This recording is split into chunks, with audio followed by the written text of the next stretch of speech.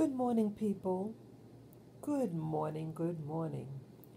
This is Spirit Journey. This is actually the second video for today.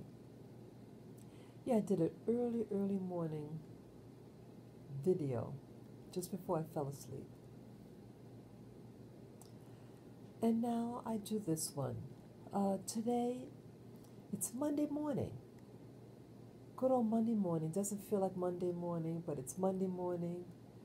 September 7, 2020, and the time, according to my clock, is 9:50. Let me show it. Yeah, 9:50 a.m. I feel a little heavy-hearted right now. I'm reading, actually. I think I mentioned to you guys that I'm reading a book called Uncle Tom's Cabin. And I'm doing so for information about who this Tom was.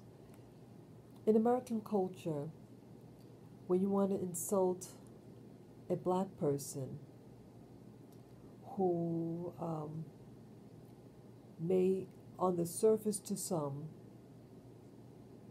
other black people, that they are siding with white people. And so you throw out the term Uncle Tom, Uncle Tom. And it's also a sentiment of someone who's kind of stupid because of lack of awareness and siding with the so-called enemy of his day. So I really wanted to really find out who this Uncle Tom is. And I want to know about history and having knowledge, direct knowledge about the subject. So I say, I should buy the book and read it so I know definitively where the term comes from. Who is this Uncle Tom? Who are these people?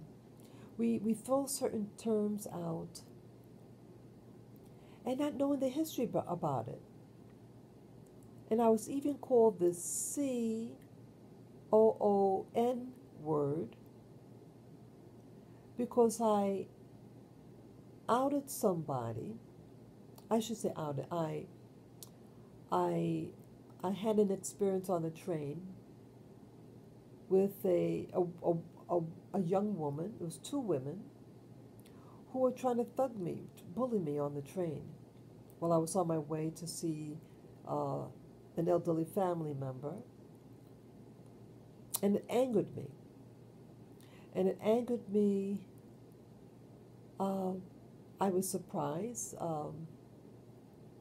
This train that I would take is one of the best trains in New York City, where I live. And never had a problem on this train, really, for years. To me, it was one of the safest trains to be on. And the hour that I was on the train, it wasn't during rush hour, so everybody has a seat.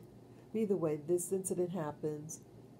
And when I got off the train, I quickly did a video, and I had tears in my eyes, and I was holding back my rage and anger about the incident. And I said, my comment was, now I understand why some people don't like black people, why some white people do not like black people. And that's what I said. And the response I got was that I was that C word. And it was my understanding that the C word was a word that white people used in the South against black people. And it means more of like to my understanding, one of ignorance, buffoonery, mockery, etc. The word that I think that would have been more accurate in just its meaning, but not who I am, would have been more of what they call an Uncle Tom in the sentiment, what how words are used. And I guess with the racial climate that's happening in the United States of America, I want to understand its history. I'm not from the South. My heritage is not from the South. And I have experienced a lot of discrimination and biasness. But biasness from both blacks and whites. But I have a new compassion for many black Americans like myself, and wishing for our elevation socially and spiritually. But as I'm reading this book on Uncle Tom's Cabin, I have to back up a little bit. Well, yesterday, I saw for the first time several people on YouTube videos. And one in particular stood out to me. A young man. And I want to talk a little bit about him, and just I'm going to free float this talk. I feel a little mournful. I think more mournful because of the book I'm reading and the chapter that I'm reading, when the character Uncle Tom he's an older man, and he's being sold late in life what they call down the river. And it wasn't anything he did bad. He wasn't a so-called disagreeable slave. The owner, the so-called owner, had to pay a debt. And part of his estate was being sold, his so-called estate being sold. It's human trafficking, period. And so that's what happened. So I'm reading the portion when he's on a boat, on the Mississippi River. And the expression being sent down the river is just this, about people being human trafficked to Louisiana. And it was considered a punishment, the worst fate than death. And this was happening to this man named Tom. He's a married man had children. His children had been sold away over the years, and here his wife, they pulled him away from his wife. So, and this character, Tom, he doesn't really know how to read, and one of the oppressor's children, young child, knew how to read and would read to this Tom. So he, it was okay that you carry a little Bible back in those days and attempt to read, and it was safe reading for black people, where they say, slaves obey your masters type of thing. Okay, that's what they were allowed to learn. But either way, it was being narrated about the things that Tom witnessed. And some of the things he witnessed was a slave woman. The child, they had a little child, and she had stepped away from the child for X, Y, and Z reasons, just for a moment. And again, it was planned, not by her, but by the so-called owner, who was going to sell, do commerce there. They wanted to sell the child. And so when she stepped away, the oppressor takes a child in a split second and sells the little child. It was an infant. the 10-month-old infant, and sold the child, while the ship was in port, like the ship docked at a port, and she had to just step away for something. And when she came back, the child was gone. And later that day, she throws herself overboard and kills herself. She drowns. And the so-called owner/oppressor went and couldn't find her. And so typical, the man wants to blame this Uncle Tom. Oh, well, you're sitting next to her. You must know something. So again, in history, because you're just at the wrong place at the wrong time, you're minding your business, and he himself is going to be is sold. He has nothing, but yet he's being harassed, basically, about what he must know something. And something like that has happened to me. It comes to my memory now. I worked at a place. I used to be in the cooking field. I was in many different occupations. It was at a private establishment. It was a special thing being done. And they just used this as a backup. It's all volunteer work. And a Hispanic woman, light-skinned Hispanic woman, had to leave early. And then this white woman comes in and says, my fur coat, that lady must have stole my coat. And then she points at me, the only black person there, and says, and she, referring to me, and she must know about it. She's behind it. And I'm like, I've never moved from this spot. And then all of us leave the kitchen to try to, and she walks us to where she allegedly hangs her coat, her fur coat. They open the closet door.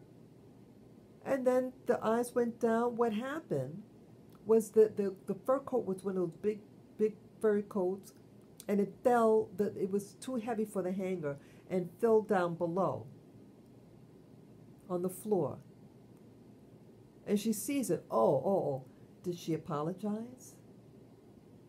Did she apologize to me or the other girl?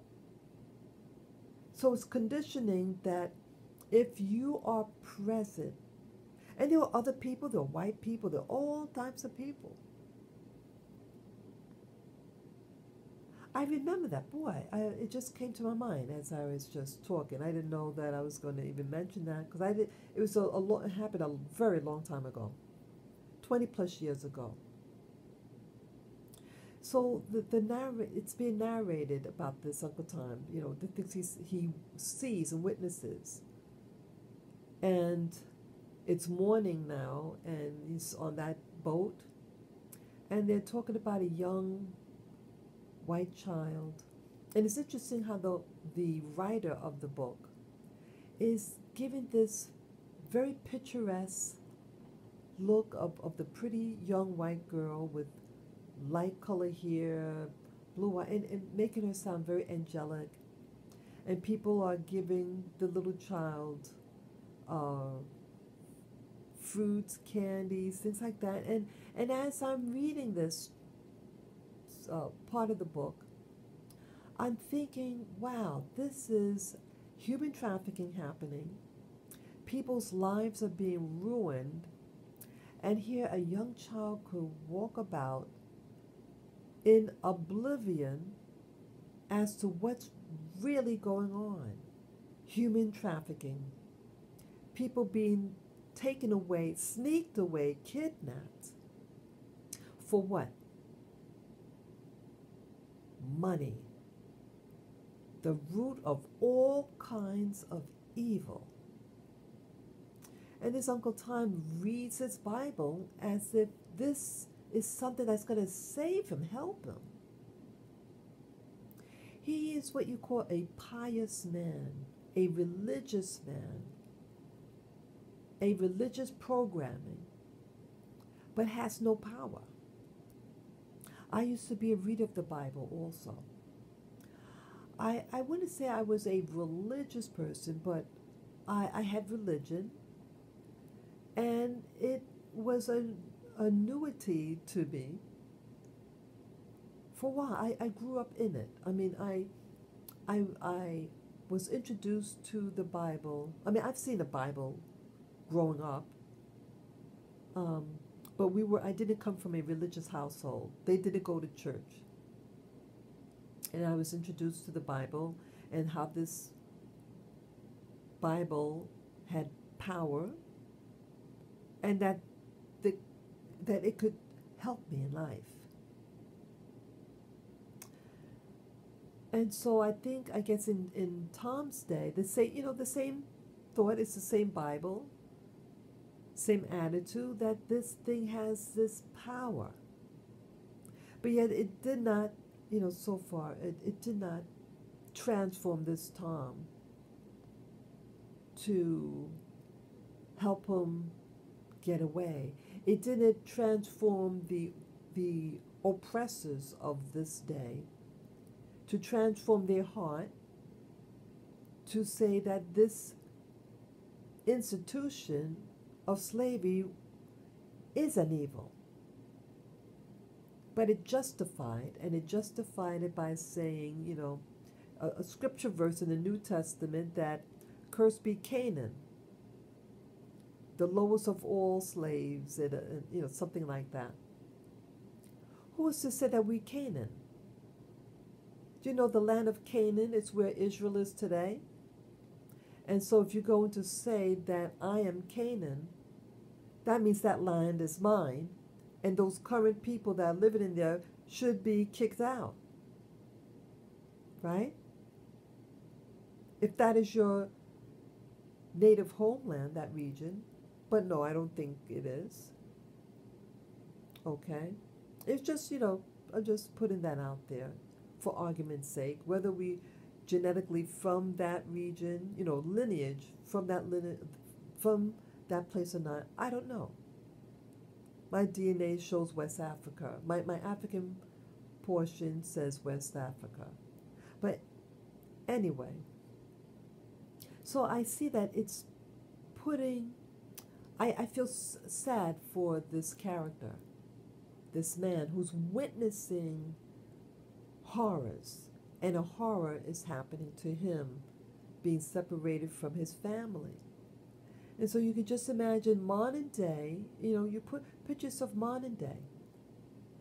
There are people right now in my country, United States of America, and all over the world are being kidnapped, sold for who knows what. And I would imagine some of us, other little children running about, laughing, playing, maybe some people giving them candies and stuff like that, or say, oh, what a beautiful child you have. Even in my neighborhood, if you personalize it. When I go outside, I know I'm kind of going off the track a little bit, but I told you, like I share with you constantly on my walkabouts in the city with the camera going on, filming me, and the interactions that I encounter. And there's people on the street in misery. And a lot of it could be self-inflicted. When you do drugs and alcohol, you're doing it to yourself. But many times, people are under such stress and misery, and they fall into it. It could happen. It could happen to anybody. Um, but where they go wrong when they grope someone, like I did share with you guys that someone, this guy was a beggar, and I was polite to him, and then he said something on a pretense, so he can get near me, and then he did what he did to my, took a field, if you know what I mean, and I was outraged, and I was afraid too. So sometimes the victim of life can become an abuser. When that man touched my body the way he did, he became an abuser. But either way, on the streets of today, 2020,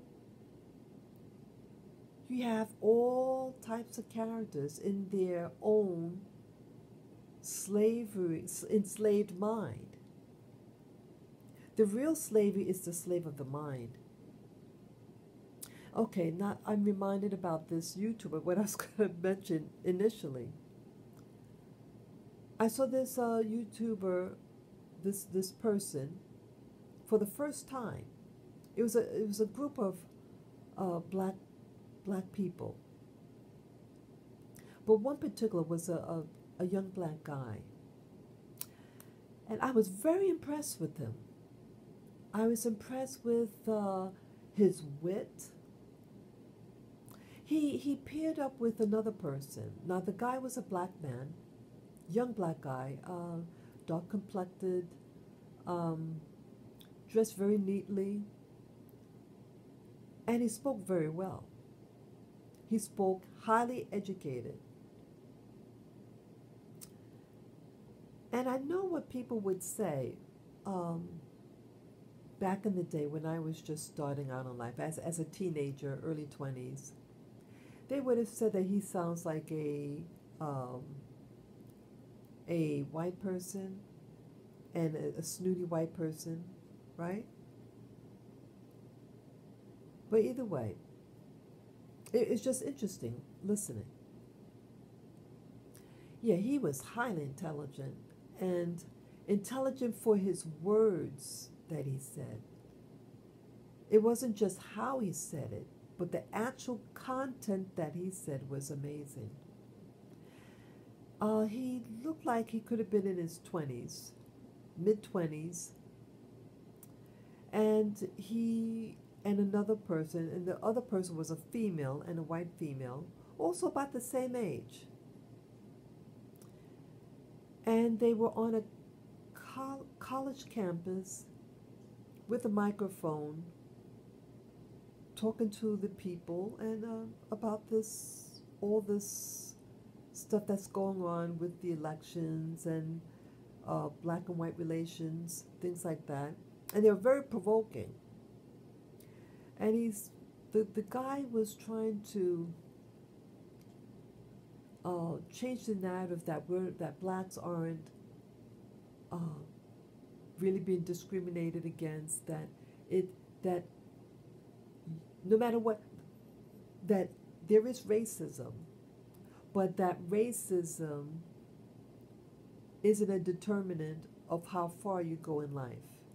They're just words, and but how he mentioned it, he had a point about many things, and what stood out to me was that yes, someone could call you the N-word, someone could say something to you, but don't let that limit you and your abilities to get focused and to do you. And he has a point. Now, even though a lot of things happened to me when I was in the business market, a lot of bad things. And when I think of them, it angers me. But this guy has a point. And the point is, don't let people's actions or words destroy you, but to overcome them. Out of everything that was said about this guy, that was the message, the key message that I got out of him. So for that, I appreciate him. I don't agree with everything that, yes, things can prevent you in life. People could sabotage your business. People could do all sorts of things because of your race and make it so that you cannot do enterprise. And that is a reality. But I am impressed that he was able to rise up. He shared with the black people that he was talking to, young black people on campus. And these were like BLM, Black Lives Matter people. And he told them, he said, I'm a black person. And I am an American. I'm not an African American. I am an American. And they all laughed at him. Like, oh, yeah, really? No, you're not American. You're an African American. He says, I've never been to Africa. And I thought it was really interesting how they mocked him for his stance about claiming this country as his own. He has every right to claim this nation as his own. And then the white girl says, how come she's not, how come white people aren't required to say that they're European Americans? Very good point. And I remember when I lived in Hawaii, a local girl of color had approached me and said, oh, are you an African American? And this is in the late 90s. And I wasn't familiar back then of that terminology, really. I would just say I'm an American. So I think how I responded to her was, I am an American black. But I am an American. And I felt that when they said the term, there's nothing wrong being an African. So it's not about that, but it's about identity. I live here. My pain was happening in this country, not anywhere else. And I felt that it was to disenfranchise my right to say I am an American, a full citizen here, at least on paper. And for someone who doesn't know me, you're going to ask that and hyphenate it, but do they say to a white person, oh, are you a European American? They don't do that. They know what they are. They hear how I speak. I'm American.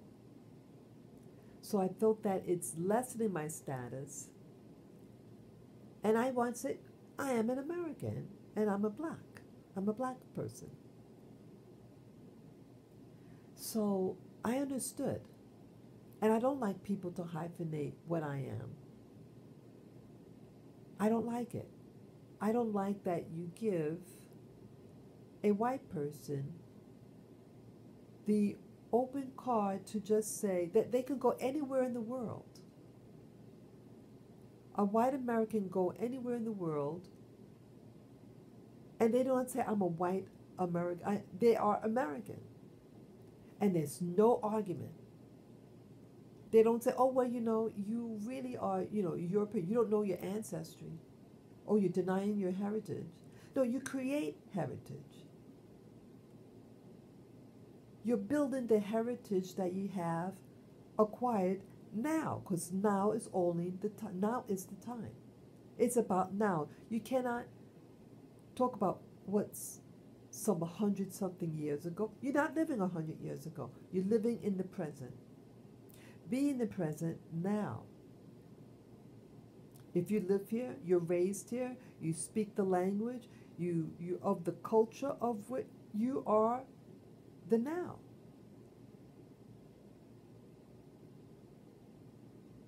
So I understood this young man, and I was also impressed with this young man that He owns a business. Yeah. And someone asked him, "Oh, so would you hire?" I could be misquoting, but the message really was that, do you feel obligated that you have to hire black people for your company because you're black? He says, I hire people who I know would do the job. And that's an answer of a business person. That is a businessman's response. I am here to hire people who will get the job done. And he added that he hires Mexicans. And he has, I think, 100 employees, and they cut down trees. Wow, I'm thinking. I was very impressed. That's a big responsibility when you have that number of employees. See, that's a businessman. But I'm a little sad also. And I think this is also why I feel the way I do. For what I was reading with the book Uncle Tom's Cabin, when Tom is being sold and he's going down the river, on the boat, that this individual, this modern day black man, does not have any black people working for him. And again, he's being a smart businessman, because what will happen if he hires? Would they want to do the work? See, when you're in prison, you're all in prison. We're all in a prison. And if you're all suffering, so to speak, why? It's almost like family. You're not, you don't have to pay for a meal when you go to your mom's house. You know what I'm saying? You're family. And you lay your hair down, so to speak. You put your feet on the couch. You're family. You're one. But when you put yourself in now, you are an employer. It's a different mindset. And that mindset has not changed. You say, hey, wait a minute. Now you're in a position like how our oppressors are, or alleged oppressors. And now I have to work for you. I don't want to work for you. We're in prison together.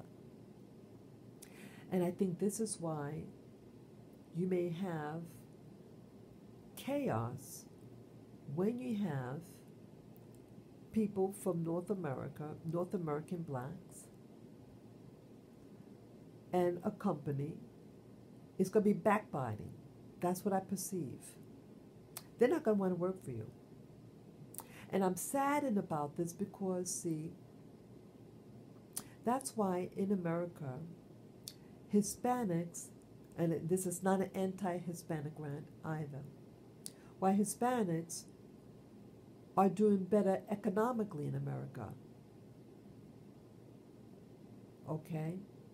And the blacks aren't doing as well economically. Hispanics hire Hispanics in general. American blacks aren't hiring their own. And so the economic power is leaving our community and going into their hands or anybody else's hands. And this is a danger.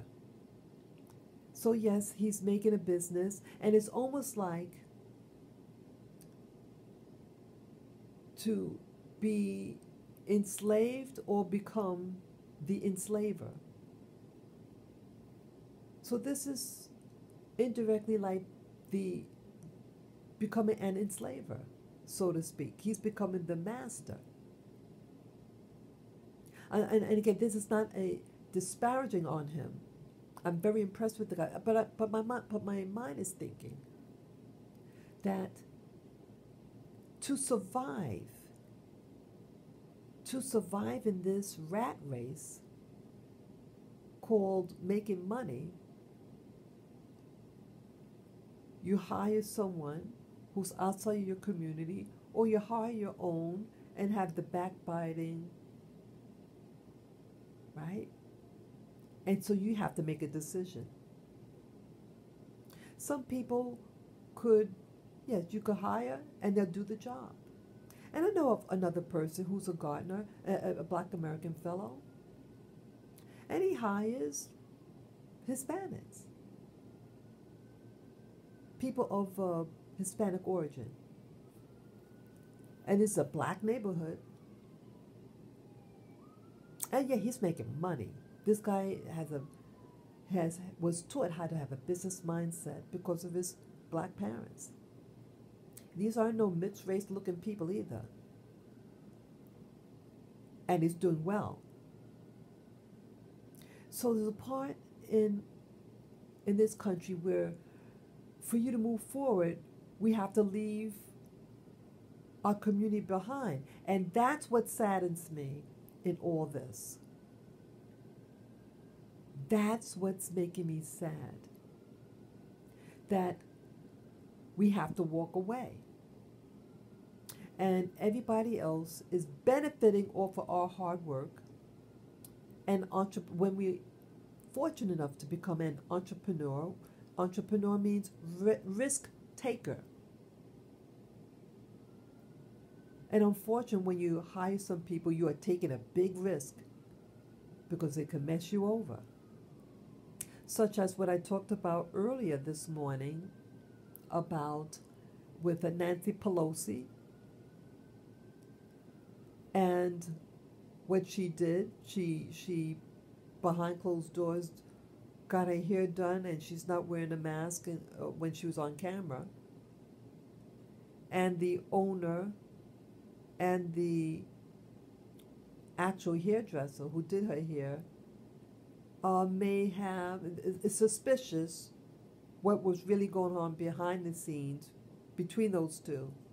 But either way, it got leaked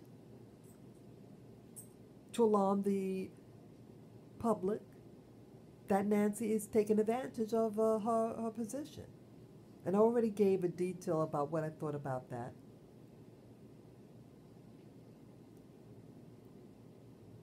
So these are trying times for everyone. Oh, I forgot the point I was making when I mentioned that story with Nancy. But yeah, but entrepreneurship. Oh, I remember that. You have a business. Now the owner contracts out or rents seats in her salon that she owns. And here that person jeopardized the owner's business now. So yeah, be careful who you rent your chair to, because they can screw you over too.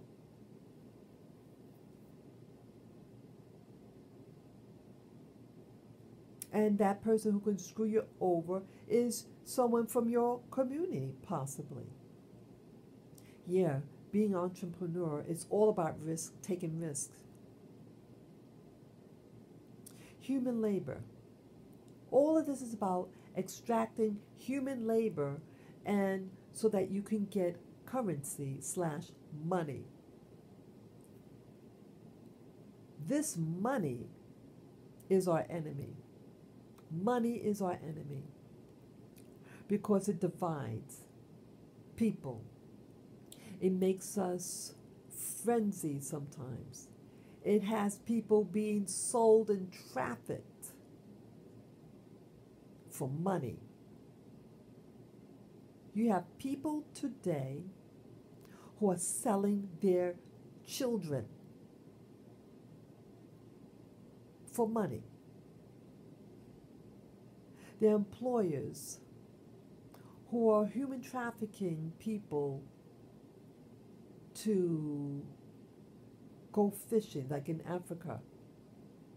They use little children to dive in the water to get the fish out of the nets, and sometimes the kids get caught in the net and drown.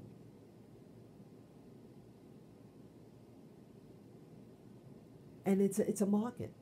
The families are selling the kids to this fisher to get a few dollars to get food that maybe will last only for a week, but now you lost your child forever. All for money. And this is the parent, the biological parent. And I'm angry at how this coronavirus is making people crazy. Because now the market, you can't market yourself now. I mean, you can't do business. Or it's limited. And you get so angry that you can actually lynch yourself, so to speak, like with the Nancy Pelosi. The owner of that salon now is out of business permanently. She's probably, she got death threats. She's probably blacklisted now. What they call blacklisted means no one's going to use her services or could hire her. Okay? She's off limits now. So she probably have to go out of state to do hairdressing. She's known now all over because she's on YouTube. Yes, many will feel sorry for her. And yeah, I have compassion for her, but at the same time, I think she did a no-no. To make a point, she screwed herself, screwed the person who actually did the hair service for Nancy. They're all screwed. And Nancy's screwed. But the whole thing is about extracting labor and money. And that is what is pushing this whole thing, the drive to survive. And now this so-called virus, you can't see it. You can't, there's always been colds and flus, but now you have to change lock down a whole planet for something that's really, what's that, less than 1% of a population sick? And you got to close down the whole planet? Yeah, that someone pressed the reset button. I don't know how long it's going to take to boot up. But this is awful. And so that's what's on my heart this morning. Yeah, I'm heavy-hearted right now. But it's all good, people. It's all good. I think this whole life is just an illusion. And it's designed to teach us to believe in yourself. You need to believe in yourself. So those of you who are blessed to reach this far in this video, I thank you to get to this point, and that you are a truth seeker of truth, and to hear what's on the heart of a matter. Yes. Peace and blessings to the listener of this video.